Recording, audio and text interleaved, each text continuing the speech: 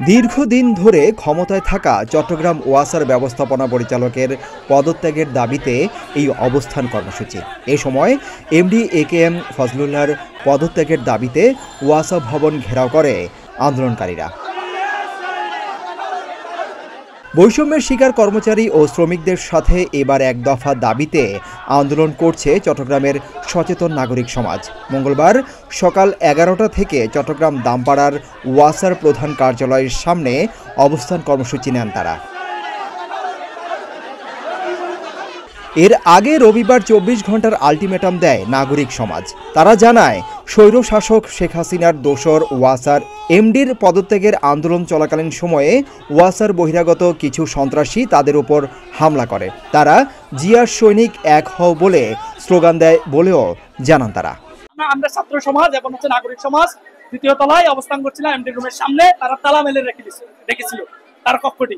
তা আমরা সেখানে পদত্যাগের দাবি জানুকে আমরা শান্তিপূর্ণ অবস্থান করছিলাম। হঠাৎ কিছু দুষ্কৃতিকারী এসে আমার মা বোনের উপর এবং আমাদের উপর হামলা করে, এবং হামলা করার পর পরিস্থিতি সামনে নিতে না পারে, আমরা তাদেরকে চিহ্নিত করতে না পেরে তারা কোন দলের কোন ব্যানারের নাম ভাঙিয়ে হঠাৎ এসে স্বৈরাচার খুনি হাসিনার এই দোসরের পক্ষে এসে আমাদেরকে হামলা করেছে, সেটা আমরা জানি না। এবং বিভিন্ন রাজনৈতিক দল থেকে আমরা চিনতে পেরেছি তারা ওই দলের কোনো কেউ না, তারা সম্পূর্ণ স্বৈরাচারের কিছু লোকজন, তারা আমাদের উপর নগ্ন হামলা করেছে। আমরা এর শাস্তি এবং এই পদত্যাগ, এই এমডির পদত্যাগ আমরা চাই।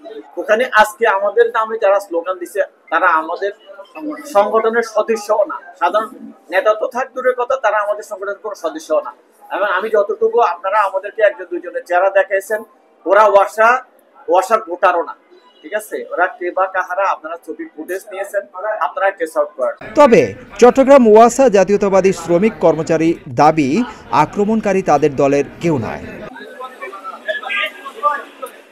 পরিস্থিতি নিয়ন্ত্রণে সেনাবাহিনী, বিজিবি ও পুলিশ সদস্যরা সেখানে অবস্থান নেন।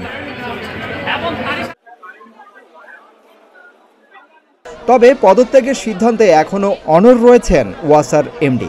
বলতেছে যে আমি দুর্নীতিবাদ। আমি বলছি দুর্নীতিবাদ আপনি বলেন, কোন জায়গায় দুর্নীতি করছে এটা বলেন, কার থেকে টাকা নিচ্ছি বলেন, একটা উদাহরণ দেন। আমি একটু আগে আপনার বললাম না যে একটা কন্ট্রাক্টর 500 কোটি টাকা, একটা কন্ট্রাক্টর টাকা দিয়েছে, দেশি বিদেশি যাই হোক, টাকা জিজ্ঞেস করেন যে ফজলাকে 1 টাকা দিচ্ছে নাকি কেউ, বলুন।